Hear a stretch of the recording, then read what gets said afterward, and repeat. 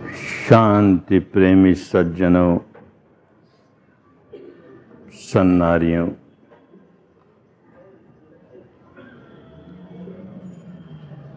आज फिर धर्म की गंगा के तट पर एकत्र हुए हैं।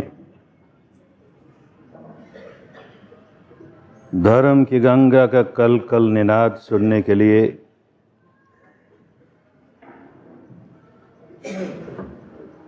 प्यासा आदमी केवल गंगा का कल कल निनाद सुनकर ही रह जाए तो ये उसके लिए कल्याण की बात नहीं हुई। प्यासा है तो उस गंगा से अपनी प्यास बुझाए। और समझदारी इस बात में है कि पहले सुने तो सही, ये कैसी गंगा है? क्या सचमुच शुद्ध धर्म की गंगा है? क्या इसका जल सचमुच निर्मल है, स्वच्छ है? हम किसी संप्रदाय में तो नहीं बंध रहे, हम किसी अंध मान्यता में तो नहीं बंध रहे। यूं जांच करने के लिए सुनना आवश्यक है, प्रेरणा पाने के लिए सुनना आवश्यक है। पर लाभ तो तभी होगा जब इसका जल पीकर अपनी प्यास बुझाएंगे। धर्म अगर शुद्ध है तो वो सार्वजनीन होगा, सबके लिए कल्याणकारी होगा। किसी एक संप्रदाय से, किसी एक जाति से, किसी एक वर्ण से, किसी एक गोत्र से बंधा हुआ नहीं होगा। सबके लिए समान रूप से कल्याण करने वाला होगा। धर्म शुद्ध होगा तो सार्वदेशिक होगा, सार्वभौमिक होगा। जिस किसी देश प्रदेश का व्यक्ति धारण करे उसको उतना ही लाभ मिलेगा, कहीं पक्षपात नहीं होगा। धर्म यदि शुद्ध होगा तो सार्वकालिक होगा, सनातन होगा। धर्म का अर्थ ही विश्व का विधान है, निसर्ग के नियम हैं, कुदरत के कानून हैं, रित है, जो सब जगह, सब समय, सब पर एक समान हुकूमत करती है।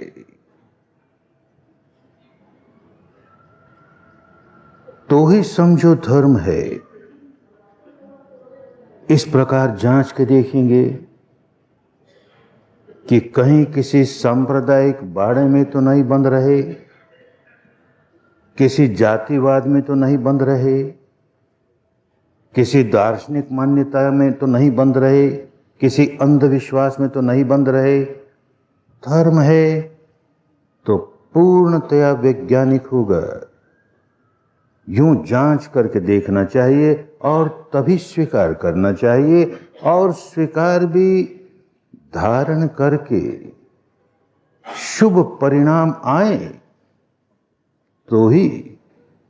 कोई बात सुनने में बड़ी अच्छी लगे, बड़ी तर्क संगत लगे, बड़ी बुद्धि संगत लगे, युक्ति संगत लगे, लेकिन धारण करने से कोई लाभ न हो तो वो तर्क संगत बात भी हमारे किस काम की, वो बुद्धि संगत बात भी हमारे किस काम की। जिसको धारण करने से यहीं इसी जीवन में हमारे भीतर परिवर्तन आना शुरू हो जाए, हमारा राग रंजित रहने वाला चित्त राग से छुटकारा पाने लगे, हमारा द्वेष दूषित रहने वाला चित्त द्वेष से छुटकारा पाने लगे, हमारा मोह विमूढ़ित रहने वाला चित्त मोह से छुटकारा पाने लगे, हमारा विकारों से ग्रस्त चित्त विकारों से मुक्त होने लगे, तो समझो काम की बात है। तो इसका अभ्यास करके देखना चाहिए, और परिणाम जीवन में आने लगे तो सारा जीवन समर्पित करना है, धर्म के मार्ग पर ही चलना है, किसी पर एहसान करने के लिए नहीं, अपने मंगल के लिए, अपने भले के लिए, अपनी स्वस्थ मुक्ति के लिए, और साथ साथ औरों के भले के लिए, औरों के मंगल के लिए, औरों के कल्याण के लिए। जहां धर्म धारण करने लगे कि जीवन जीने की कला हाथ आ गई, कैसे हम स्वयं अपने भीतर सुख शांति का जीवन जिए, और कैसे बाहर औरों के लिए भी सुख शांति का वातावरण तैयार करें, जिससे अन्य लोग भी सुख शांति का जीवन जी सकें। अगर ऐसा होने लगा, जरा जरा सा भी होने लगा, तो समझो धर्म शुद्ध है, कल्याणकारी है, कोई धोखे की बात नहीं है। कल जैसी चर्चा की, धर्म शुद्ध होता है तो और सारे जंजालों से मुक्त रहता है। कर्मकांड के जंजाल, के दार्शनिक मान्यता के जंजाल, अंधविश्वासों के जंजाल, इन सब से अलग सीधी सीधी बात, सरल सरल बात, शील सदाचार का जीवन जीना है। अपने मन को अपने वश में करना है। हम मन के मालिक रहें, कहीं मन के गुलाम न हो जाएं। मन पर लगाम लगी रहे हमारी, और फिर अपने भीतर अपनी अनुभूतियों वाला ज्ञान जगा करके, माने प्रज्ञा जगा करके, जो हमने चिर संचित विकार अपने भीतर न जाने कब से इकट्ठे कर रखे हैं, उनको निकालने लगे। नया विकार जगाए नहीं, और पुराना संग्रह दूर करते जाएं, ताकि वो अवस्था प्राप्त हो जाए जब चित्त नितांत निर्मल हो गया, विकारों से नितांत विमुक्त हो गया। और मुक्ति काहे की है? बंधन काहे का है? किसने हमको रस्सियों से बांध रखा है, कि बेड़ियों से बांध रखा है, कि हथकड़ियों से बांध रखा है? विकारों से बंधे हुए हैं। विकारों का बंधन टूटा कि हम मुक्त हुए, भव संसरण से मुक्त हुए। यहीं इसी जीवन में मुक्ति आनी चाहिए। जितने जितने विकारों से छुटकारा हुआ, उतने उतने मुक्ति आई। ये प्रत्यक्ष आनी चाहिए, कोरी कल्पनाओं से बात नहीं बनती। इसी जीवन में सुधार आना शुरू हो गया तो हमारा लोक सुधरने लगा। लोक सुधरने लगा तो हमें परलोक की चिंता करने की जरूरत नहीं। परलोक अपने आप सुधरेगा, क्योंकि जीवन की धारा सुधार की ओर चल पड़ी, निर्मलता की ओर चल पड़ी, मुक्ति की ओर चल पड़ी। हमारा ये लोक तो सुधरा ही नहीं, हमारे जीवन में जरा सा भी सुधार आया नहीं। और आशा करें कि मरने के बाद कोई चमत्कार हो जाएगा और किसी की कृपा से हम नितांत विमुक्त हो जाएंगे, तो भाई मुझे तो ये धोखा ही लगता है। लोक सुधरे तो परलोक अपने आप सुधर जाएगा। लोक ही नहीं सुधरता और परलोक सुधरने की आशा लिए बैठे हैं, तो इससे बड़ा और कोई धोखा नहीं हो सकता। इसी जीवन में हम किस प्रकार जी रहे हैं?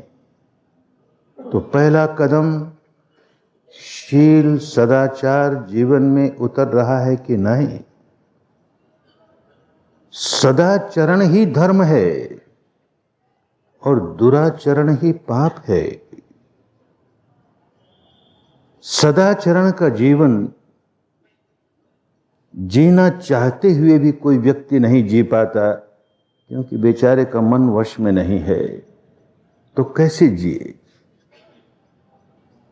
कोई जी भी लेता है तो मन को बड़ा दमन करके जीता है।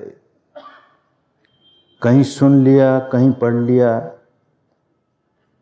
कि भाई अगर दुराचार का जीवन जिएंगे तो मरने के बाद घोर नरक मिलेगा, और वो नरक की व्याख्या सुनता है तो घबराता है।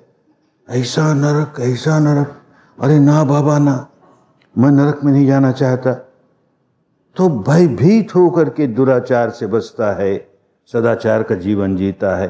अच्छी बात है, भले भयभीत होकर के ही जी रहा है, सदाचार का जीवन तो जी रहा है। कहीं सुन लेता है, कहीं पढ़ लेता है, और इस बात का विश्वास हो जाता है कि सदाचार का जीवन जीऊंगा तो मरने के बाद मुझे स्वर्ग मिलेगा। और फिर स्वर्ग की व्याख्या, ऐसा स्वर्ग होता है, ऐसा स्वर्ग होता है, तो मुंह में पानी आता है। अरे भाई, ऐसा स्वर्ग तो हमें चाहिए, जरूर चाहिए। तो लोभ लुब्ध होकर के सदाचार का जीवन जीता है। अरे भले लोभ लुब्ध होकर के जिए, पर जीने तो लगा, सदाचार का जीवन जीने तो लगा। अथवा कभी देखता है कि इस समाज में मेरी बड़ी प्रतिष्ठा है और मैंने कोई भी दुराचरण का काम कर दिया तो मेरी तो सारी प्रतिष्ठा धूल में मिल जाएगी, बड़ी बदनामी होगी, लोग मुझे धिक्कारेंगे। इस भय के मारे दुराचार से दूर रहता है, सदाचार का जीवन जीता है। अच्छी बात, भले इस भय के मारे ही सही। अथवा सदाचार का जीवन जीता रहूंगा तो मेरी प्रशंसा खूब होती रहेगी, मेरी प्रसिद्धि होती रहेगी, समाज में मुझे मान सम्मान मिलता रहेगा। अरे इस यश लिप्सा के लिए ही सही जीता तो है, सदाचार का जीवन जीने तो लगा। अथवा कोई बुद्धिशाली व्यक्ति है, इस बात को समझने लगा कि भाई मनुष्य तो एक सामाजिक प्राणी है, उसे समाज के साथ रहना है, परिवार में लोगों के साथ रहना है। अरे घर बाहर छोड़ के सन्यासी हो जाए तो भी समाज से संपर्क बना रहता है। अगर मेरे किसी भी काम से समाज की व्यवस्था भंग होती है, परिवार की व्यवस्था भंग होती है, समाज की सुख शांति भंग होती है, परिवार की सुख शांति भंग होती है, तो ना बाबा ना, मुझे ऐसा कोई काम नहीं करना चाहिए। समाज की व्यवस्था ही बिगड़ जाएगी, समाज की सुख शांति ही बिगड़ जाएगी, तो मुझे सुख शांति कहाँ मिलेगी? सारे समाज में अशांति अशांति, बेचैनी ही बेचैनी, तो मुझे अकेले को शांति कैसे मिलेगी? इस समझदारी के साथ सदाचार का जीवन जीता है। अच्छी बात, जीता तो है किसी प्रकार। लेकिन जब धर्म की शुद्धता को समझने लगेगा, कुदरत के कानून को समझने लगेगा, विश्व के विधान को समझने लगेगा, निसर्ग के नियमों को समझने लगेगा, तब खूब समझने लगेगा कि मैं ये धर्म का जीवन जीते हुए, सदाचार का जीवन जीते हुए अन्य लोगों पर कोई एहसान नहीं कर रहा हूं। ऊपर ऊपर से तो यूं लगता है कि देख मैं किसी की हत्या नहीं करता तो उन पर एहसान कर रहा हूं ना, हत्या नहीं करता। किसी की कोई वस्तु चोरी नहीं करता तो लोगों पर बड़ा एहसान कर रहा हूं। मैं कोई काम भोग को लेकर के कोई दुराचरण नहीं करता तो अच्छा कर रहा हूं, लोगों पर एहसान कर रहा हूं। मैं झूठ बोल के किसी को नहीं ठगता, लोगों पर एहसान कर रहा हूं। मैं कड़वी बात बोल के किसी का जी नहीं दुखाता, मैं परनिंदा की बात कह के किसी का जी नहीं दुखाता, मैं चुगली करके किसी का जी नहीं दुखाता, तो बड़ा एहसान कर रहा हूं लोगों पर।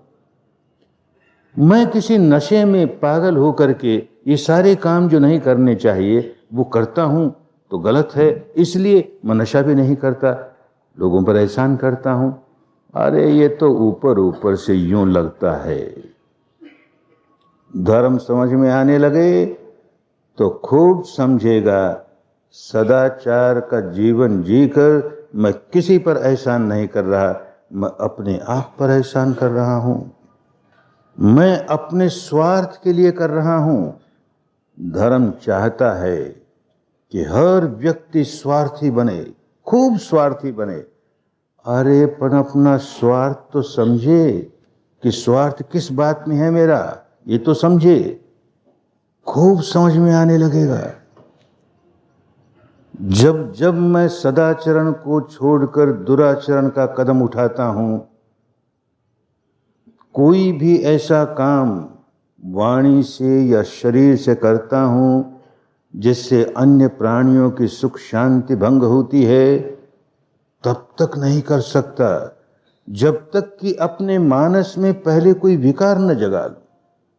क्रोध जगाऊंगा, द्वेष जगाऊंगा, दुर्भावना जगाऊंगा, दौर्मनस्य जगाऊंगा तो किसी की हत्या करूंगा। लोभ जगाऊंगा तो कहीं चोरी करूंगा, वासना जगाऊंगा तो व्यभिचार करूंगा, अहंकार जगाऊंगा या अन्य कोई विकार जगाऊंगा तो वाणी से दुराचरण करूंगा। और जैसे ही कोई विकार जगाया, कुदरत मुझे दंड देना शुरू कर देगी, या यूं कहीं परमात्मा मुझे दंड देना शुरू कर देगा। विकार जागे, देर नहीं लगती, उसी के साथ दुख जागा। दोनों सहजात हैं, एक साथ जन्मते हैं। द्वेष, दुर्भावना और दुख एक साथ जन्मते हैं। ठीक इसी प्रकार स्नेह, सद्भावना और सुख शांति एक साथ जन्मते हैं, देर नहीं लगती। जैसे ही मन में दुर्भावना जगाई, व्याकुल हो गया, तत्काल व्याकुल हो गया। बावला आदमी है, कभी अपने भीतर देखा नहीं, अपने बारे में सच्चाई जानी नहीं, तो भीतर ही भीतर सुलग रहा है, भीतर ही भीतर व्याकुलता के मारे संतप्त हो रहा है। होश नहीं है कि मैं क्यों व्याकुल हो रहा हूं। अपनी व्याकुलता का कारण बाहर देखता है, उसकी वजह से व्याकुल, इसकी वजह से व्याकुल। अरे तूने विकार जगाया इसलिए व्याकुल हुआ। अंदर देखना सीख जाएगा तो पता लगेगा विकार जागा कि व्याकुल हुआ, विकार जागा कि व्याकुल हुआ। ये होश जिस दिन आने लग जाएगा, उस दिन धर्म समझ में आने लगेगा, अच्छी तरह समझ में आने लगेगा, अपना स्वार्थ भी समझ में आने लगेगा। मेरा स्वार्थ इसी बात में है कि मैं विकार नहीं जगाऊं, मैं अपने चित्त को विकारों से मुक्त रखूं। क्योंकि जब जब विकार जगाता हूं, सबसे पहले हानि मेरी होती है। पुब्बे हनति अत्तानं, पहले अपना हनन करता हूं, पच्छा हनति सो परे, उसके बाद किसी अन्य का हनन होता है। पहले मेरी सुख शांति का हनन कर लेता हूं, तब किसी अन्य की सुख शांति का हनन करता हूं। खूब समझ में आने लगेगा। उपदेशों से आता नहीं, प्रवचनों से आता नहीं, ग्रंथों को पढ़ने से आता नहीं, अनुभूति से आने लगेगा। जैसे जैसे अंतर्मुखी होकर अपने भीतर की सच्चाई को देखना सीख जाएंगे, जैसे जैसे धर्म के बंधे बंधाए नियमों को अनुभूतियों से जानने लगेंगे, तब खूब समझ में आएगा सदाचार का जीवन मैं अपने भले के लिए, अपने कल्याण के लिए, अपने मंगल के लिए, अपनी स्वस्थ मुक्ति के लिए सदाचार का जीवन जी रहा हूं। इससे औरों का भी कल्याण होता है, अच्छी बात, औरों का भी मंगल होता है, अच्छी बात, पर प्रमुखतः मेरा मंगल है। जो व्यक्ति अपना मंगल नहीं साध सका, वो औरों का क्या मंगल साधेगा। जो अपना भला नहीं कर सका, वो औरों का क्या भला करेगा। जो स्वयं लंगड़ा है, वो किसी अन्य लंगड़े आदमी को क्या सहारा देगा। जो स्वयं अंधा है, वो अन्य अंधे लोगों को क्या रास्ता बताएगा? तो पहले भाई अपना स्वार्थ साधो, फिर देखो परमार्थ आसान हो जाएगा, पर सेवा बड़ी अच्छी हो जाएगी, सही माने में पर सेवा कर सकोगे। पहले अपना स्वार्थ साधो। तो शरीर और वाणी से कोई भी ऐसा काम नहीं करें जिससे हम अपनी हानि करने लगें। पहले तो अपनी हानि होगी। हम विकार जगा करके अपने मन को मैला करने लगें, ऐसा काम बिल्कुल नहीं करें। ये हो सक जाए तो फिर समझ में आता है कि पहली बात तो ये होनी चाहिए कि मेरा मन वश में हो। अपने मन की ओर देखता है तो कैसा मरकट जैसा मन है, बंदर जैसा मन है। कभी यहाँ दौड़ता है, कभी वहाँ दौड़ता है, कभी इस बात में उलझता है, कभी उस बात में उलझता है। अरे ये टिकता ही नहीं एक जगह, ये एकाग्र ही नहीं होता। और मैं चाहता हूँ एकाग्र हो जाए, नहीं होता। तो भाई पहली विद्या तो ये सीखनी होगी कि मैं अपने मन का मालिक बनूं और मैं उसे कहूँ यहाँ टिका रहे तो बस यहीं टिका रहे, उधर भाग के मत जा, ये कर तो यही कर, तो मेरा गुलाम हो जाए, न कि मेरा मालिक रहे, मैं उसका गुलाम नहीं रहूं। तो मन को एकाग्र कैसे करें? धर्म का दूसरा बड़ा महत्वपूर्ण कदम, मन को एकाग्र कैसे करें। अपना भारत देश बड़ा महान देश है और बड़ा पुरातन देश है, बड़ा पुरातन देश है। न जाने इस देश में कितने ऋषि हुए, कितने मुनि हुए। इस देश में न जाने कितने सद्गुरु हुए, सत्पुरुष हुए, न जाने कितने अरहंत हुए, न जाने कितने बुद्ध हुए। क्या किया उन्होंने कि कैसे मेरा अपना कल्याण हो और कैसे लोक कल्याण हो। तो पहला कदम उन्होंने भी समझा, मन को एकाग्र करना चाहिए। तो इतना बड़ा देश है, इतना पुराना देश है, कितने प्रकार की विद्याएं, कितने प्रकार के साधन इस देश में चले। मन को एकाग्र करने के अनेक साधन होते हैं। किसी को कोई साधन ठीक लगता है, किसी को कोई साधन ठीक लगता है, लेकिन बहुत विधियां इस देश में चली।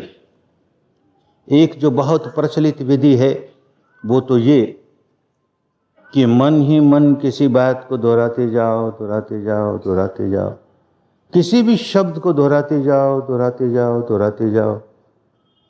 देखोगे मन धीरे धीरे शांत होने लगा, मन धीरे धीरे एकाग्र होने लगा। कोई शब्द हो, कोई आवश्यक नहीं कि अमुक शब्द ही हो। एक घड़ी बांध रखी है, बस यही करते रहो, घड़ी घड़ी घड़ी घड़ी घड़ी, बार बार बार बार दोहराते जाओगे, दोहराते जाओ। देखोगे मन शांत होते जा रहा है।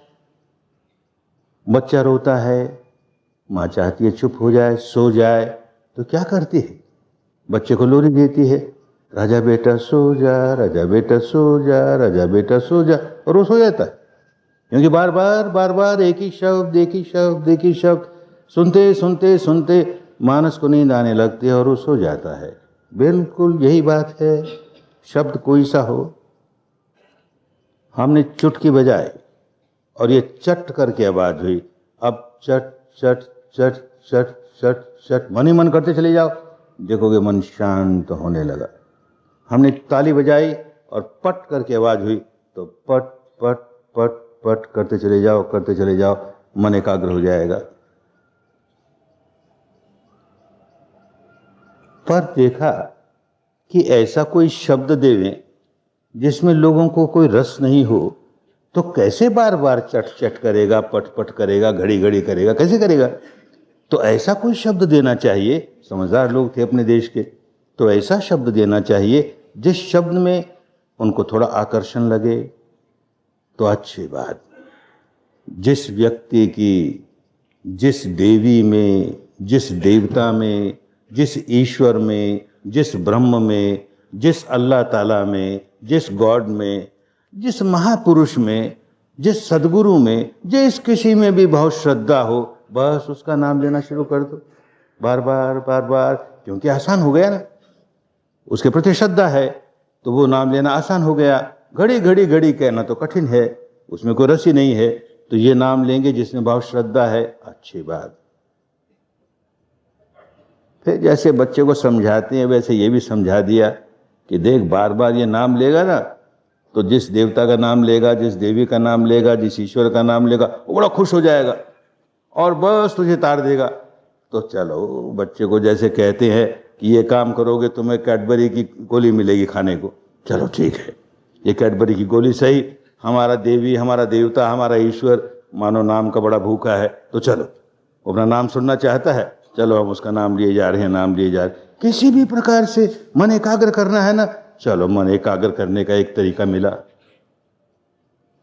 और एक तरीका, अपनी आंखों के सामने कोई एक आलंबन हो, कोई एक प्लेट रख ली, उस प्लेट को रंग लिया, लाल रंग से रंग लिया कि हरे रंग से रंग लिया कि नीले रंग से रंग लिया। अब आंख खोल के उसे देखे जा रहे हैं, देखे जा रहे हैं, एक टक देखे जा रहे हैं, निर्निमेष देखे जा रहे हैं, फिर आंख बंद कर ली। थोड़ी देर बाद फिर आंख खोली, फिर देखे जा रहे हैं, देखे जा रहे हैं, देखे जा रहे हैं, फिर आंख बंद कर ली। फिर थोड़ी देर देखे जा रहे हैं, देखे जा रहे हैं, आंख बंद कर ली। बहुत समय लगता है, पर यूं करते करते एक अवस्था आती है कि आंख बंद की कि बंद आंखों के सामने वो प्लेट आ गई, वो रंग आ गया। अब बस उस रंग पर मन लगाना आसान हो गया क्योंकि वो आंख के सामने रंग आ गया। बात तो ठीक है कि किसी भी चीज को, चाहे वो कान के लिए शब्द था, उसको दोहरा करके हमने एकाग्र किया, कि आंख के लिए कोई रूप था, उसको बार बार देख करके हमने अपने मन को एकाग्र किया। ये बार बार करने से मन एकाग्र हुआ। फिर कठिनाई पैदा होती है, कौन इन रंगों को देखेगा, उसमें क्या रुचि होगी। तो कहा समझदार आदमियों ने, अच्छी बात भाई, जिस देवी में, जिस देवता में, जिस ईश्वर में, जिस ब्रह्म में, जिस अल्लाह ताला में, जिस गॉड में, जिस महापुरुष में, जिसमें तेरी श्रद्धा हो, उसकी एक तस्वीर सामने रख ले अथवा उसकी एक मूर्त सामने रख ले और आंख खोल के देखे जा, देखे जा, देखे जा, फिर आंख बंद कर ले, फिर देखे जा, देखे जा, देखे जा, आंख बंद कर ले। यूं करते करते एक अवस्था आ जाएगी, जैसे ही आंख बंद की, अब वो मूर्ति देखे या ना देखे बाहर की, आंख बंद की, सामने वो मूर्त आ गई, सामने वो मूर्त आ गई। अब क्योंकि उस मूर्त के प्रति बड़ी श्रद्धा है, एकदम मन उसमें लगना शुरू हो गया, लगना शुरू हो गया, एकाग्रता नहीं शुरू हो गई। ऐसे अनेक साधन अपने यहां चले। मन को किसी तरह का एक सुझाव देना शुरू कर दिया, एक सुझाव दिया कि मैं तो नित्य हूं, शाश्वत हूं, ध्रुव हूं, मुक्त हूं, निर्मल हूं, निर्ग्रंथ हूं। बस बार बार ये ऑटो सजेशन देने लगे। ये ऑटो सजेशन देते देते देते यूं मन में लगने लगा, सचमुच नित्य हूं, शाश्वत हूं, ध्रुव हूं, मैं मुक्त हूं, मैं निर्मल हूं। चित्त एकाग्र होने लगा। अच्छी बात, ये भी एक आलंबन हुआ। ऐसे किसी की कोई मान्यता, किसी की कोई मान्यता, जो दार्शनिक मान्यता थी उसी को बार बार दोहराते जाओ, दोहराते जाओ, दोहराते जाओ, चित्त एकाग्र होता चला जाएगा। इस प्रकार के न जाने कितनी विधियां अपने देश में चली। किसी विधि की निंदा नहीं, भिन्न भिन्न विधियां चली, उसका अपना अपना लाभ हुआ, एक सीमा तक लाभ हुआ। लेकिन जिस किसी व्यक्ति को अंतर्मुखी होकर के अपने अंतर मन के स्वभाव को पलटना है, उसे इन आलंबनों की जरूरत नहीं है, क्योंकि ये सारे आलंबन हमारे मानस के ऊपरी हिस्से पर एक लेप लगाते हैं और बड़ा अच्छा लेप लगाते हैं। उस लेप के मारे हमारा मन प्रसन्न होता है, हमें जरा शांति मिलती है, सुख मिलता है। गहराइयों में भीतर ही भीतर तो विकारों का संग्रह, और ऐसा संग्रह जो प्रतिक्षण संवर्धित हुए जा रहा है। राग ही राग भरा है और प्रतिक्षण राग बढ़ता ही जा रहा है, बढ़ता ही जा रहा है। द्वेष ही द्वेष भरा है और वो द्वेष बढ़ता ही जा रहा है, बढ़ता ही जा रहा है। अरे वहां तक तो हमारी पहुंच ही नहीं हुई। हमने तो केवल मानस के ऊपरी हिस्से को सुधारने का काम किया। जिस व्यक्ति को मानस की गहराइयों तक पहुंच करके उसके स्वभाव को पलटना है, जड़ों को सुधारना है, उसको ये ऊपर के लेपों की जरूरत नहीं, उनको एक और रखना होगा। तो क्या करे? कोई शब्द का उच्चारण नहीं होने पाए, कोई रूप, कोई आकृति सामने आने ना पाए, अन्यथा उसी में उलझ के रह जाएंगे। अपने बारे में क्या सच्चाई है वो जान नहीं पाएंगे, हमारे मानस में क्या बीत रहा है उसे जान नहीं पाएंगे, हमारे मानस की गहराइयों में क्या हो रहा है उसे जान नहीं पाएंगे। एक बहुत अच्छा लेप लग जाएगा और वो कवच की तरह हमारी रक्षा करेगा। बाहर की बुरी वाइब्रेशंस हमको व्याकुल नहीं बनाएंगी, अच्छी बात है, लेकिन हमारे भीतर की वाइब्रेशंस, हमारे विकारों की वाइब्रेशंस, हमारे क्रोध की, हमारी वासना की, हमारे भय की, हमारे अहंकार की, हमारे मात्सर्य की, इनका क्या हुआ? ये तो रह गई भीजे, दबी हुई रह गई, बात नहीं बने।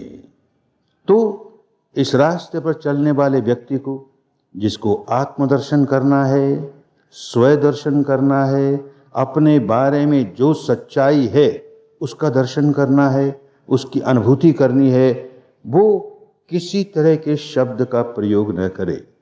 नो वर्बलाइजेशन, किसी तरह का वर्बलाइजेशन मानसिक भी बिल्कुल ना हो। नो विजुअलाइजेशन, किसी तरह की आकृति का आलंबन बिल्कुल नहीं लेवे।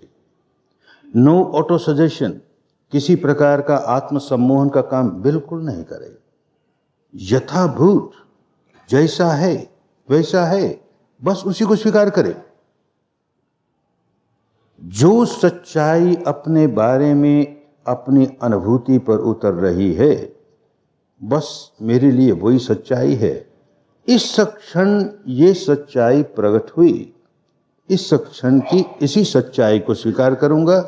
पिछले क्षण की क्या सच्चाई थी उससे लेन देन नहीं, आगे क्या होने वाला है उससे लेन देन नहीं। इस क्षण ये सच्चाई प्रकट हुई, ये क्षण बीता, अगला क्षण आया तो ये सच्चाई प्रकट हुई। यूं क्षण प्रतिक्षण, क्षण प्रतिक्षण सच्चाई के साथ जो सच्चाई किसी सिद्धार्थ गौतम को प्रकट हुई, उसने सिद्धार्थ गौतम को बुद्ध बनाया। जो सच्चाई किसी वर्धमान को प्रकट हुई, उसने उस वर्धमान को अरहंत बनाया। वो सच्चाई हमें प्रकट नहीं हुई, उसकी हम कल्पना करने लगेंगे तो उलझे रह जाएंगे कल्पनाओं में। आरंभ तो अपने को क्या अनुभव हो रहा है उसी से आरंभ करना पड़ता है। करते करते करते करते उस अवस्था तक पहुंच जाएंगे।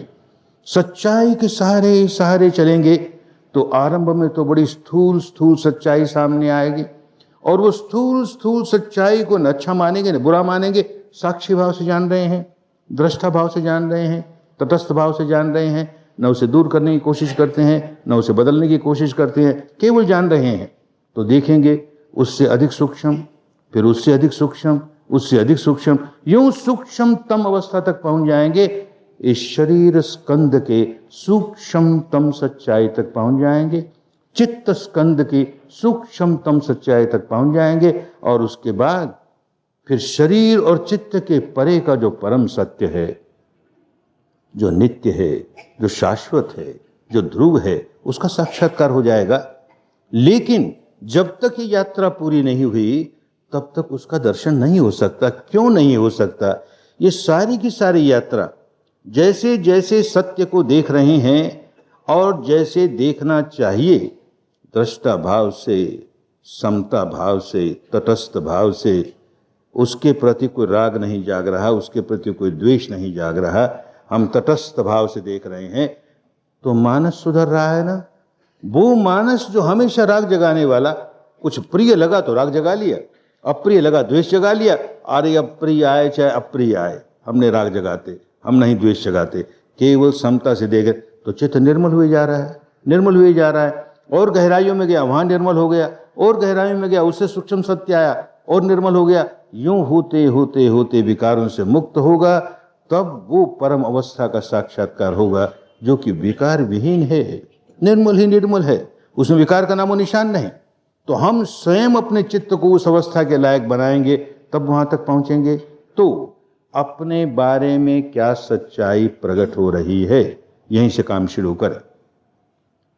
बुद्धि के स्तर पर तो खूब समझते हैं ये सारा शरीर स्कंद अरे नश्वर है, भंगुर है, अनित्य है, ये शरीर मैं नहीं हूँ, ये शरीर मेरा नहीं है, ये शरीर मेरी आत्मा नहीं है। क्योंकि बचपन से सुनते आए शरीर भिन्न आत्मा भिन्न, शरीर भिन्न आत्मा भिन्न, ये तो सुनते आए और श्रद्धा से मानते आए। हमारे मानस पर बहुत मोटे मोटे लेप लग गए, शरीर भिन्न आत्मा भिन्न, शरीर मैं नहीं, मेरा नहीं, मेरी आत्मा नहीं। जरा देखे तो सही क्या है। और जैसे ही शरीर का दर्शन करना शुरू किया तो देखेंगे कि कितना गहरा तादात्म्य स्थापित कर रखा है इस शरीर के साथ। ऊपर ऊपर से कहता है मैं नहीं, मेरा नहीं, और अंदर देखिएगा तो कितना मैं है, कितना मेरा है। ये शरीर ही मैं हो गया, ये शरीर ही मेरा हो गया। इतना गहरा तादात्म्य इसके साथ और इतनी गहरी आसक्ति इसके प्रति। अरे इस मारे व्याकुल रहता हूं, कितनी गहरी आसक्ति शरीर के प्रति। समझ में आने लगेगा, प्रवचनों से नहीं अनुभूति से समझ में आने लगेगा। ठीक इसी प्रकार ये चित्त, यो कहे ये मानस, ये मैं नहीं, ये मेरा नहीं, ये तो बड़ा नश्वर है, ये तो बड़ा भंगुर है। ये तो सुनते आए, मानते आए, अंदर देखेंगे तो पता लगेगा ये मानस का जो स्कंद है, चित्त का स्कंद है, अरे वस्तुतः कितना गहरा तादाद में इसके साथ हो गया है। इसी को मैं मेरा किए जा रहा है और कितनी गहरी आसक्ति हो गई है। व्याकुलता ही व्याकुलता, खूब समझ में आएगा। इसीलिए कहा अपने आप को जानो, अपने को जाने बिना कटे न भव संताप। अपने को जानना बहुत जरूरी। बाहर के संतों ने भी यही कहा नो दाई सेल्फ। पर नो दाई सेल्फ कैसे? केवल चिंतन के स्तर पर नहीं, केवल श्रद्धा के स्तर पर नहीं, अनुभूति के स्तर पर नो दाई सेल्फ। ये क्या है जिसको मैं किए जा रहा हूं? ये क्या है जिसको मेरा मेरा किए जा रहा हूं? ये शरीर स्कंद, ये चित्त स्कंद, या इसके परे कुछ और है? जो भी है, मुझे अनुभूति पर उतरे बिना मैं स्वीकार करने वाला नहीं। तो सच्चाई अनुभूति पर उतरे तो ही मैं मानूं कि ये सच्चाई सही है। क्योंकि जान लिया और जान के माना तो कल्याण हो गया, बिना जाने माना तो अंधविश्वास से माना। जानने और मानने में जमीन आसमान का अंतर है। मान तो रहे श्रद्धा से या बहुत हुआ बुद्धि विलास करके, और जानना तो अनुभूति से होगा। तो अनुभूति से जाने कि ये मैं क्या है। तो जब कभी निर्णय करोगे कि चलो इस आत्मदर्शन की, स्वय दर्शन की, या कहें सत्य दर्शन की हमको ये विद्या सीखनी है, तो अपने जीवन के 10 दिन दिए और चले आए किसी शिविर में, तो देखना है। तो क्या देखोगे? तो सिखाने वाले कहेंगे बैठ जाओ, चाहे जिस आसन में बैठो आराम से बैठो, जिस आसन में सुखपूर्वक बैठ सकते हो देर तक, उसी आसन में बैठो। जरूरी नहीं कि पद्मासन में बैठो, कि यार पद्मासन में बैठो। कोई आराम से बैठ सकता है तो बैठे, कोई मनाही नहीं। अन्यथा सुख आसन में बैठो,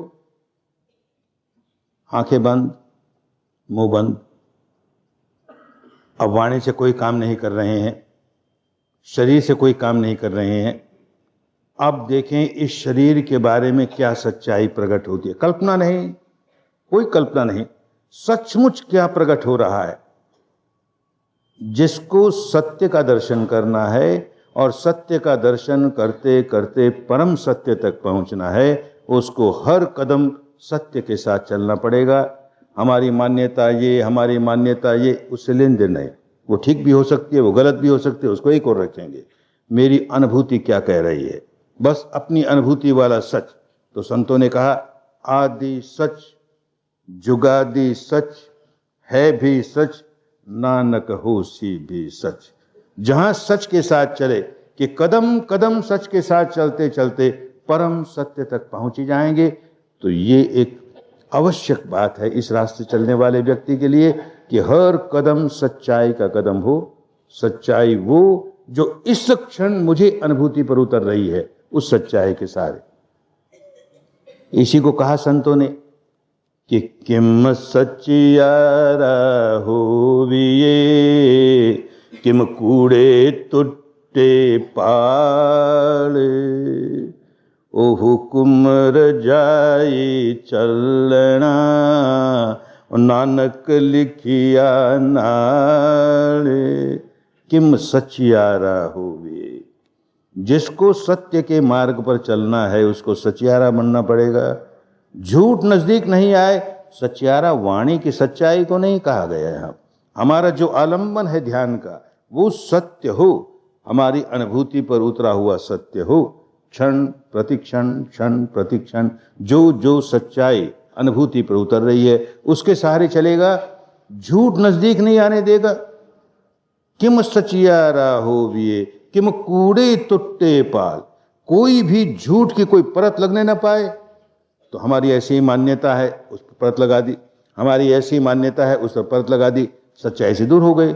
हमने अपने चश्मे पर रंग लगा दिया, हरा रंग लगा दिया तो हमको हरा रंग दिखेगा, सच्चाई कहाँ दिखेगी। हमने लाल रंग लगा दिया चश्मे पर तो लाल रंग दिखेगा, सच्चाई कहाँ दिखेगी। हरे रंग उतारो, वो सही गलत जैसे भी हैं उनको उतारो, यथाभूत जैसा है वैसा है। तब हुकुम रजाई चलना, तो मालूम होने लगेगा अगर हुक्म क्या है। इस कुदरत का हुक्म कहें या चाहें तो कहें इस परमात्मा का क्या हुक्म है, उसकी क्या रजा है, उसकी क्या मंशा है, वो क्या चाहता है, खूब समझ में आने लगेगा। खूब समझ में आने लगेगा कि उसका यही हुक्म है। तो अगर अपने मन में विकार जगाएगा तो तुरंत दंड दूंगा तुझे, तुरंत दंड दूंगा, देर नहीं करूंगा। और तू अपने मन को विकारों से मुक्त करेगा तो तुरंत इनाम दूंगा तुझे, देर नहीं करूंगा। ये हुक्म रजाई समझ में आ जाएगी तो उसके अनुसार चलने लगेगा। हुकुम रजाई चलना। और ये हुकुम रजाई की बात इन प्रवचनों से समझ में नहीं आएगी भाई, पुस्तकों से समझ में नहीं आएगी भाई। नानक लिखिया नाल, अपने भीतर अपने साथ लिखा हुआ सारा कुदरत का कानून, हम स्वयं उसको पढ़ने लगेंगे, समझने लगेंगे तो सच्चाई के साथ चलना है। ये बात गांठ बांध करके इस रास्ते पर चलेगी। अपनी ओर से हम कुछ इसमें जोड़ेंगे नहीं। जो सत्य प्रकट हुआ, अच्छी बात, बैठ गए, वाणी से कोई काम नहीं कर रहे, आंख बंद है, कुछ देख भी नहीं रहे, शरीर से भी कोई काम नहीं कर रहे, बैठे हैं। अब क्या हुआ, क्या प्रकट हुआ अपने बारे में? सबसे पहली बात, सबसे पहली सच्चाई जो प्रकट होगी कि सांस आ रहा है, सांस जा रहा है। ये घटना अपने आप घट रही है, हम इसमें कुछ नहीं करते, ये सच्चाई है। ये सांस भीतर आ रहा है, ये सांस बाहर जा रहा है, बस यहीं से शुरू कर दे। अपने मन को इन नासिका के द्वारों पर रख करके एक पहरेदार की तरह देखता रहे। सांस भीतर आ रहा है तो भीतर आ रहा है, बाहर जा रहा है तो बाहर जा रहा है। ये सत्य है, इसमें कोई कल्पना नहीं है, इसमें कोई दार्शनिक मान्यता नहीं है। सच्चाई है कि सांस भीतर आ रहा है, सांस भीतर जा रहा है। देखना शुरू करेगा तो यही कहा जाएगा कि इस सांस के साथ छेड़छाड़ मत कर। अपने स्वभाव से, नेचुरली, जैसा भी स्वभावतः निसर्गतः आ रहा है, कुदरतन सांस आ रहा है, बस उसी को देख। अगर बहुत गहरा है तो गहरा है, उसको छोटा करने की कोशिश मत कर। छोटा है तो छोटा है, उसको लंबा करने की कोशिश मत कर। बाईं नासिका से गुजरता है तो बाईं से गुजरता है, उसको दाहिनी ओर ले जाने की कोशिश मत कर। दाहिनी से गुजरता है, दाहिनी से गुजरता है, बाईं ओर ले जाने की कोशिश मत कर। दोनों से गुजरता है, दोनों से गुजरता है, बस तटस्थ भाव से, साक्षी भाव से, कर्ता भाव समाप्त। तुम कुछ नहीं कर रहे हो, घटना घट रही है, तुम तटस्थ हो। क्या तटस्थ होता है? नदी के तट पर एक आदमी बैठा है और नदी का प्रवाह चल रहा है, उस प्रवाह में उसका कोई हाथ नहीं। वो प्रवाह को तेज नहीं कर रहा, वो प्रवाह को मंदा नहीं कर रहा। उस प्रवाह में ऊंची ऊंची लहरें आती है तो ऊंची ऊंची लहरें आती हैं, नन्ही नन्ही तरंगे हैं तो नन्ही नन्ही तरंगे हैं। उस प्रवाह में मैल आता है तो मैल आता है, निर्मलता है तो निर्मलता है। वो तो तट पर बैठा हुआ देख रहा है। ठीक इसी प्रकार हमारा मानस यहाँ पर इस प्रवाह को देख रहा है, सांस आ रहा है, जा रहा है। इससे आसान काम क्या होगा? कुछ करना कराना नहीं, न कोई शारीरिक कसरत है, न कोई वाणी की कोई काम करना है। बस अपने मन को यहाँ बैठा दिया, देखता रहे भाई इस नदी के प्रवाह को, इस सांस के प्रवाह को। इतना सरल काम है, पर जिस दिन आओगे 10 दिन अपने जीवन के दे करके, तो देखोगे बड़ा कठिन काम है, बड़ा कठिन काम है। 2 सांस भी नहीं देख पाए कि वो भागा, 2 सांस भी नहीं देख पाए वो भागा। पहले ही दिन जी घबराने लगेगा, अरे कैसा मन लिए चल रहा हूं, इतना छोटा सा काम दिया इसे कि तू यहां बैठ के खाली सांस को देख और कुछ नहीं करना तुझे, और तिस पर भी ये भागता है बंदर की तरह, कभी इधर कभी उधर, तो बड़ी चिड़चिड़ाहट आएगी। तो सिखाने वाले कहेगा नहीं नहीं नहीं, अरे तू ये चिड़चिड़ाहट से, इस क्रोध से, द्वेष से छुटकारा पाने के लिए तू यहाँ आया, अब तू अपने आप को द्वेष करने लगा, अपने मन पर द्वेष करने लगा, तो द्वेष तो द्वेष है भाई, क्रोध तो क्रोध है, उतनी व्याकुलता लाएगा। नहीं, ऐसे नहीं करना।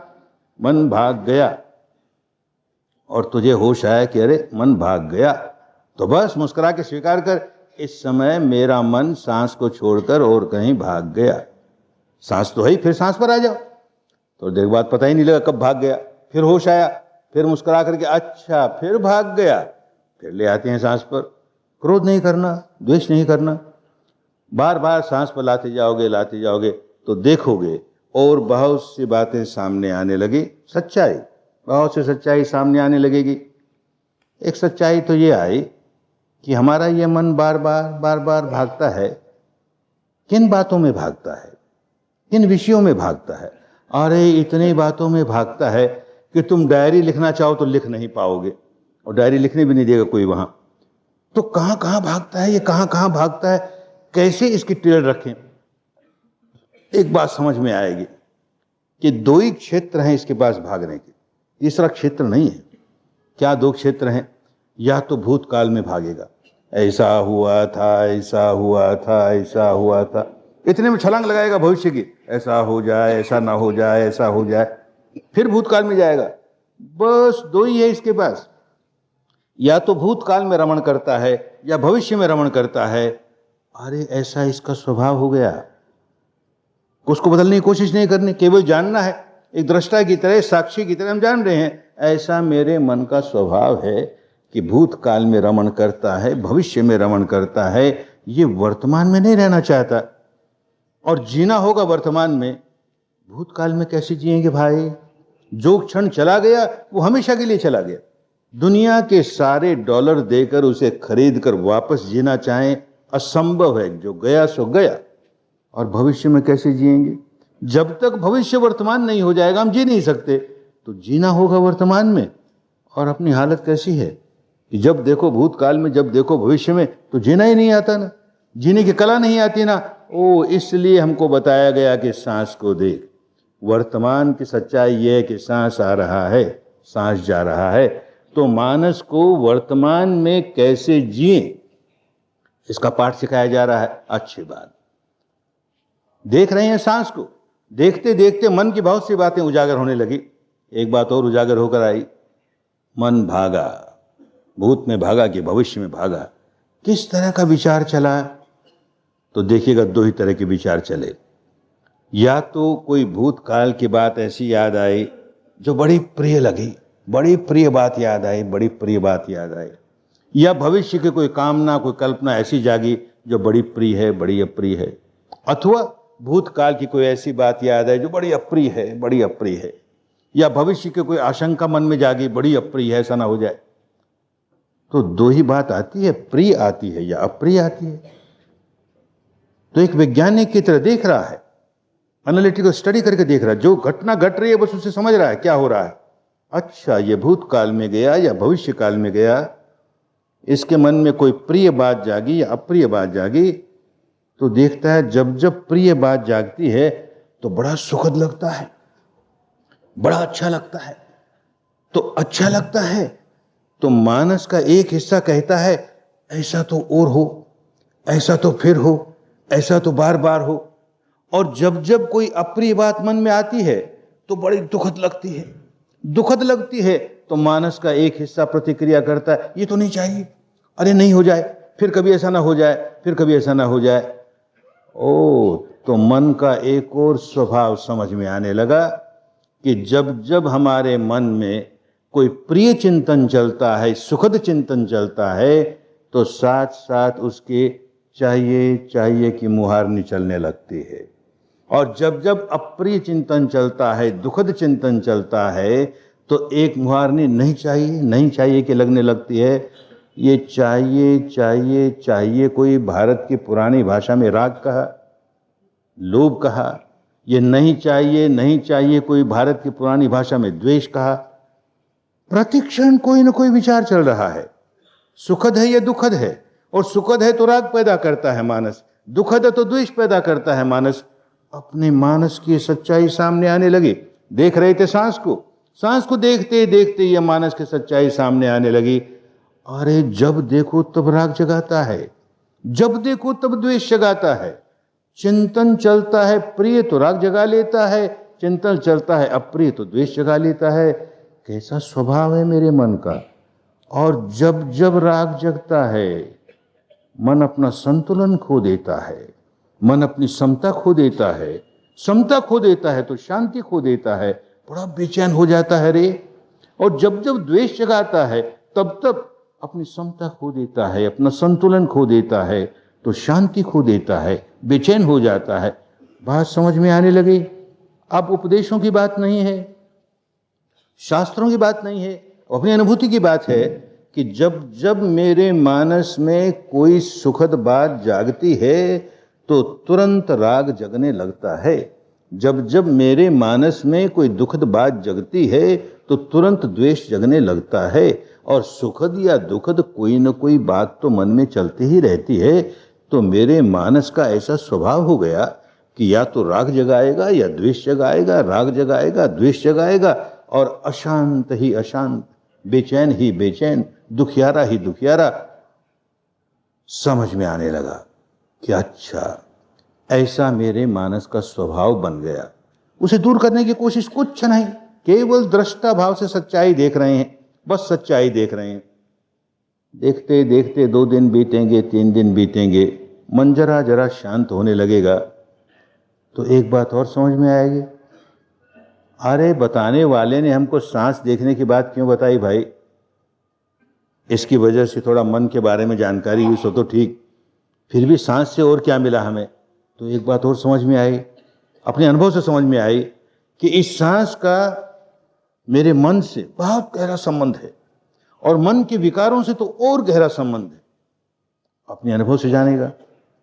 सांस देख रहा है, सांस देख रहा है, कोई बात मन में आई, ऐसी मन में आई कि उसको लेकर के बड़ा क्रोध जागा, या उसको लेकर वासना जागी, या उसको लेकर के भय जागा, ईर्ष्या जागी, अहंकार जागा, कोई विकार जागा। जागते ही देखिएगा सांस ने अपनी स्वाभाविकता खो दी। ये सांस जो बड़ा स्वाभाविक चल रहा था, नेचुरल चल रहा था, अब जरा सा तेज हो गया, जरा सा भारी हो गया, और जैसे विकार दूर हुआ दिखता फिर स्वाभाविक हो गया। अरे तो इस सांस से मेरे मन के विकारों का कितना गहरा संबंध है। ऊपर ऊपर से तो यूं लगता है ये सांस तो शरीर की प्रक्रिया है, लंग्स अपना फंक्शन कर रहे हैं और उसकी वजह से सांस आता है जाता है। इस संबंध मन का क्या संबंध? जब देखेगा ध्यान से एक वैज्ञानिक की तरह देखेगा। इसीलिए कहते हैं कि जहां कोई दार्शनिक मान्यता जोड़ दी वहां एनालिटिकल स्टडी, इसकी साइंटिफिक स्टडी बंद हो जाएगी। फिर तो हम अपने ऊपर जो लगाए जा रहे हैं लेप लेप लेप, उससे मन शांत हुआ, ऊपर ऊपर का मन शांत हो जाएगा, अपने विकारों की जड़ तक पहुंच नहीं पाएंगे। इसलिए कितनी सही मान्यता क्यों न हो, कितनी अच्छी मान्यता क्यों न हो, सारी दार्शनिक मान्यता एक और भाई। हमको तो अपने बारे में क्या सच्चाई है वो जानना है, अपने मानस के बारे में क्या सच्चाई है वो जानना है, ये कैसे विकार जगाता है ये जानना है, ये कैसे विकारों का संवर्धन करता है ये जानना है, और कैसे विकारों से छुटकारा पाया जा सकता है हमें तो ये जानना है। तो सच्चाई के सिवाय और बात नज़दीक नहीं आने देंगे। तो ये समझ में आने लगेगा कि सांस को देखते देखते देखते हम अपने मन के बारे में इतनी बातें जानने लगे। सांस और मन का बहुत गहरा संबंध है।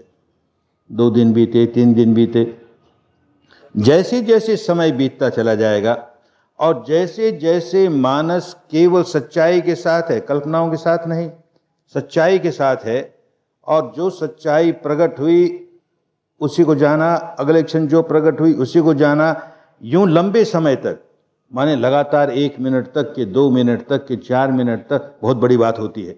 लगातार क्षण क्षण क्षण क्षण जो सच्चाई प्रकट हुई उसी को जाना, बीच में कोई बाधा नहीं आई। तो देखेंगे कि मन एकाग्र ही नहीं हो रहा है, मन बड़ा सूक्ष्म हुए जा रहा है, और मन बड़ा तीक्ष्ण हुए जा रहा है, और मन बड़ा संवेदनशील हुए जा रहा है। तब देखेगा कि हम तो अपने मानस को यहाँ लगाए थे, नासिका के द्वारों पर, यहीं से हम जान रहे थे सांस भीतर आ रहा है कि बाहर जा रहा है, और बार बार मन को यहीं लाते थे, भाग जाता था, फिर यहीं लाते थे। तो सूक्ष्म होते होते इस स्थान की और सच्चाइयां प्रकट होने लगेगी। सच्चाई, कल्पना नहीं, और कुछ अनुभव होने लगेगा। क्या अनुभव होने लगेगा? यही नहीं, सारे शरीर में क्षण प्रतिक्षण, जहां जहां जीवन है, क्षण प्रतिक्षण कोई न कोई जीव रासायनिक प्रतिक्रिया चल रही है, बायोकेमिकल रिएक्शन चल रहे हैं, कोई न कोई विद्युत चुंबकीय प्रतिक्रिया चल रही है, इलेक्ट्रोमैग्नेटिक रिएक्शन चल रहे हैं सारे शरीर में। उसका नियम है, प्रकृति का कानून है, उसी मुताबिक हो रहा है, और उसकी वजह से कोई न कोई संवेदना, कोई न कोई सेंसेशन, जहां जहां जीवन है, एक एक अणु में कोई न कोई सेंसेशन, कोई न कोई संवेदना, कोई न कोई सेंसेशन, कोई न कोई संवेदना। तो अभी हम सारे शरीर में नहीं जा रहे, हमें तो केवल इस स्थान पर जानना है क्या हुआ। तीसरा दिन होते होते देखने लगेंगे, यहां उजागर होने लगा। कभी कोई धड़कन सी महसूस हुई, कोई फड़कन सी महसूस हुई, कोई सिहरन सी महसूस हुई, कोई पुलकन सी महसूस हुई, कभी कोई भारी सा लगा, कभी हल्कापन सा लगा, कभी कोई दबाव सा लगा, कोई दुखाव सा लगा, कुछ न कुछ अनुभव हुआ यहां पर। बस देखो, ये अच्छा है, ये बुरा है, उससे लेन देन नहीं। इस समय हमारे शरीर के इस हिस्से पर हमें ऐसी अनुभूति होने लगी, बस इस क्षण ये अनुभूति हुई। हो सकता है अगले क्षण चली जाए, कोई कुछ और आ जाए। तो जिस क्षण जो अनुभव हुआ उसी को जाना, जिस क्षण जो अनुभव हुआ उसी को जाना। जानते जानते बात समझ में आएगी कि अरे जो भी अनुभूति होती है वो नित्य नहीं, वो शाश्वत नहीं, वो ध्रुव नहीं। उत्पन्न हुई, देर सबेर खत्म हो गई, उत्पन्न हुई, कुछ देर रही, समाप्त हो गई। तो उत्पन्न होना, नष्ट हो जाना, अरे ये इसका स्वभाव है, ये इसकी प्रकृति है, ये इसका धर्म है। चाहे जैसी संवेदना हो, और है क्या संवेदना, ये समझ में आएगा। शरीर और चित्त दोनों जहां जुड़े वहीं संवेदना महसूस हुई। इस तरह की खटपट तो निर्जीव पदार्थों में भी हो रही है। जो जो एटम्स हैं जहां कहीं है, सब में उदय व्यय हो रहा है। उनके साथ कोई मानस नहीं जुड़ा, अनुभव करने वाला कोई मन नहीं जुड़ा, तो कौन जाने क्या हो रहा है। इस सजीव प्राणी के साथ उसका मानस जुड़ा हुआ है, इसलिए वो अनुभव करता है। तो चित्त अनुभव कर रहा है, शरीर पर यह घटना घट रही है, तो घटना घट रही है, नष्ट हो रही है। शरीर पर घटना घट रही है, नष्ट हो रही है। अरे नश्वर है ना, भंगुर है ना, स्थायी नहीं है ना। तो जिस आलंबन को लेकर के उत्पन्न हुई, शरीर और चित्त के आलंबन को लेकर के ये संवेदना उत्पन्न हुई, सेंसेशन उत्पन्न हुई, कितनी नश्वर है, कितनी भंगुर है। इसके प्रति क्या राग करें रे। जो नश्वर है, जो भंगुर है, कितनी सुखद क्यों ना हो, देखते देखते समाप्त हो गई। हम देखे जा रहे हैं, कुछ नहीं करते हम उसको दूर करने का काम नहीं करते, रोके रखने का भी काम नहीं करते। हम तो केवल देख रहे हैं। बड़ी सुखद संवेदना, ऐसी सिहरन हुई, ऐसी पुलकन हुई, बड़ा आनंद आया। एक एक सांस में आनंद आया जा रहा है, देखते देखते समाप्त हो गया। अरे नश्वर है भाई। ऐसे ही कोई बड़ी पीड़ा जागी, भारीपन जागा, गर्मी लगी, खुजली आई, देखो इसे भी देखते देखते ये भी समाप्त हो गई। अरे तो चाहे दुखद अनुभूति हो, चाहे सुखद अनुभूति हो, ये नित्य नहीं है, ये शाश्वत नहीं है, ये ध्रुव नहीं है, और ये मैं नहीं है, ये मेरा नहीं है, ये मेरी आत्मा नहीं है। अगर मैं होती और मेरा होता तो इस पर मेरी मलकियत होनी चाहिए थी ना। बड़ी सुखद संवेदना आई और मैं कहूं रह जा, बस ऐसे ही रह, तू नहीं जा सकती, तो कौन सुनता है। देर सवेर निकल गई। दुखद संवेदना आई, मैं चाहूं चली जाए, अभी हमको नहीं अच्छा लगता, वो तो नहीं जाती, जब समय आएगा तभी जाएगी। तो मेरी मलकियत कहाँ, तो मैं कहाँ, तो मेरा कहाँ, किसको मैं माने जा रहा हूं, किसको मेरा माने जा रहा हूं। बस देखे जा। ये तो पहला कदम है सच्चाई को जानने का। नासिका के इर्द गिर्द 3 दिन होते होते ये सच्चाइयां प्रकट होने लगेगी। चौथे दिन होते होते तो सारे शरीर में सच्चाइयां प्रकट होगी। सारे शरीर में जब देखो तब, जहां देखो वहां कुछ उत्पन्न होता है, नष्ट होता है, उत्पन्न होता है, नष्ट होता है। होश नहीं रहता। तो जहां ये उत्पन्न हुई अनुभूति बड़ी सुखद लगी, वहीं राग जगाने लगा, और जहां ये उत्पन्न हुई अनुभूति बड़ी दुखद लगी, वहीं द्वेष जगाने लगा। और एक वो स्वभाव सामने आएगा कि जहाँ सुखद अनुभूति होगी वहीं राग जगेगा, जहाँ दुखद अनुभूति होगी वहाँ द्वेष जगेगा। जैसे विचारों के स्तर पर, ये तो मानस का ऊपरी हिस्सा है, केवल इंटेलेक्चुअल हिस्सा है, वहाँ पर थिंकिंग होती है, तो उस चिंतन के स्तर पर कुछ सुखद है तो राग जगता है, दुखद है तो द्वेष जगता है। अब हम मानस की गहराइयों में जाए जा रहे हैं। उन गहराइयों में जहां कहीं हमें शरीर के स्तर पर अनुभूति होती है, सुखद होती है, राग जगता है, दुखद होती है, द्वेष जगता है, और होश नहीं है तो प्रतिक्षण कोई न कोई सुखद, कोई न कोई दुखद सारे शरीर में हुई जा रही है, और प्रतिक्षण हमारे मानस का गहरा हिस्सा राग पैदा किए जा रहा है, द्वेष पैदा किए जा रहा है, व्याकुल हुए जा रहा है, राग पैदा किए जा रहा है, द्वेष पैदा किए जा रहा है, व्याकुल हो रहा है। हमने मानस के विचारों को बंद कर दिया, उसे निर्विचार बना दिया, तो लगा हमारे राग नहीं है, द्वेष नहीं है, पर ये तो केवल इंटेलेक्चुअल लेवल पर हुआ।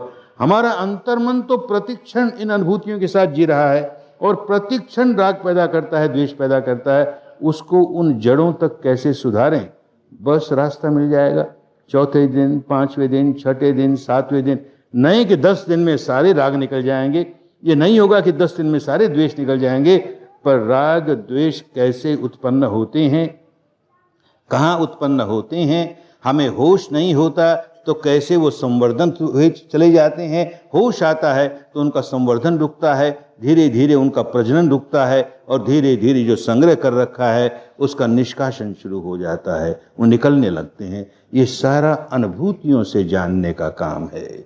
धर्म जब अनुभूति पर उतरता है तो धर्म है, अन्यथा बुद्धि विलास है, वाणी विलास है। अच्छा लगता है, बात सुनते हैं बहुत अच्छी लगती है, धर्म की बात, अरे राग से मुक्त हो जाएं, द्वेष से मुक्त हो जाएं, सारे विकारों से मुक्त हो जाएं, मन में बड़ी शांति आए, बड़ी मैत्री आए, बड़ी करुणा आए, बड़ी सद्भावना आए, अच्छी लगती है सारी बातें। कैसे आए, उसके लिए कोई रास्ता होना चाहिए। तो इस कुदरत के कानून को समझने के लिए, अपने बारे में जो सच्चाई को समझने के लिए, शुद्ध सांस का आलंबन, कोई वर्बलाइजेशन नहीं, कोई शब्द का प्रयोग नहीं, निंदा नहीं शब्दों की, वो काम अपनी जगह, लेकिन कोई वर्बलाइजेशन नहीं इस काम को करने के लिए, कोई विजुअलाइजेशन नहीं, किसी तरह की कोई कल्पना, कोई आलंबन, कोई मूर्ति का, किसी तरह के आकार का, आकृति का, कुछ नहीं, कोई ऑटो सजेशन नहीं। जो बात सचमुच हो रही है उसे जान रहे हैं, सचमुच हो रही है उसको जान रहे हैं, पर्याप्त। और अपने आप कदम कदम आगे बढ़ते चले जाएंगे। काम करना होगा। केवल बातों को सुन करके कोई समझे कि हम विकारों से मुक्त हो जाएंगे, तो भाई होता नहीं। अगर ऐसा होता तो 10 दिनों के लिए लोगों को क्यों बांधते, अपने घर बाहर से छुड़वा करके और उस कैद खाने में क्यों रखते। धर्म का कैद खाना, पर कैद खाना तो कैद खाना है, बाहर की दुनिया से नहीं मिल सकते। आवश्यक है कि अपने आप को जानने के लिए, अपने भीतर की सच्चाई को जानने के लिए बाहर की दुनिया से संपर्क एक बार तोड़ना पड़ेगा। अपने भीतर जानने की सच्चाई समझ जाओगे, विद्या समझ जाओगे, फिर अपने मालिक आप रोज सुबह शाम काम करो, और उसके बाद देखो जीवन में सुधार आने लगा, जीवन में परिवर्तन आने लगा, अपना कल्याण होने लगा, औरों के कल्याण में सहायक होने लगे। धर्म यही है। जड़ों तक अगर सुधार नहीं होता है, केवल ऊपर ऊपर सरफेस पर सुधार होता है, तो फिर धोखे की बात हो गई। जड़ें अगर हमारी बीमार है, मैली हैं, तो हमारा सारा मानस मैला ही रहेगा, बीमार ही रहेगा। जड़ें सुधारनी है तो इस विद्या को आजमा के देखना चाहिए। आज के सभा में जो आए हैं, जितनी बात बुद्धि के स्तर पर समझ में आए, उसके बारे में कोई संशय हो, शंका हो तो पूछ लेना चाहिए। लेकिन ये जरूर समझना चाहिए कि बिना अनुभूति पर उतारे लाभ होने वाला नहीं है, कोरे बुद्धि विलास से लाभ होने वाला नहीं है।